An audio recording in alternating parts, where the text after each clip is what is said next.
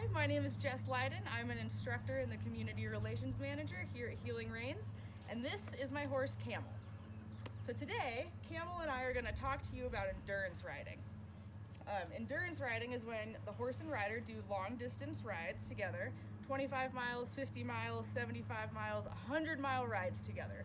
And when we do endurance, during the rides, we take extra breaks to make sure that the horses are still healthy and happy and fit to continue. So we like to take care of our horses, but it's also important to take care of the riders. So I'm going to tell you guys about the saddle that I've chosen because it will help me stay comfortable and happy during our rides. So I ride Camel in a treeless saddle.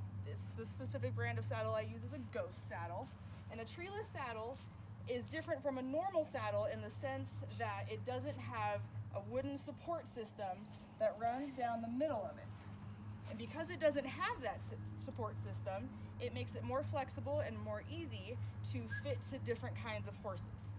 I initially went after a treeless saddle because Camel has a pretty high wither and a fairly long back, and these were the kinds of saddles that I can adjust to every single aspect of it and make it fit him perfectly. So when you look at an endurance saddle, you can do endurance in any kind of saddle, dressage saddle, western saddle, Australian saddle, whatever you feel like. But the saddles that are specific to endurance are meant to be more comfortable for the rider over longer periods of time. Oftentimes they're more lightweight. So my saddle, with my stirrups and my saddle pad, everything is less than 10 pounds. Super lightweight and easy for him, but really comfy in the seat for me. When I ride my endurance rides, I also like to have a stirrup with a thicker base. So this gives more support for my foot. It helps make it so my knees don't hurt, and it makes it a little easy to keep up a posting trot for 50, 75, 100 miles. I also like to use a breast collar for Camel because without a tree to keep the saddle in the middle, there can be a little more flexion with the way that his saddle moves on top of him as we go through the ride. So the breast collar attaches to both sides of the saddle here, and we have a strap to go over his withers. It goes down between his legs and it connects to the girth down here.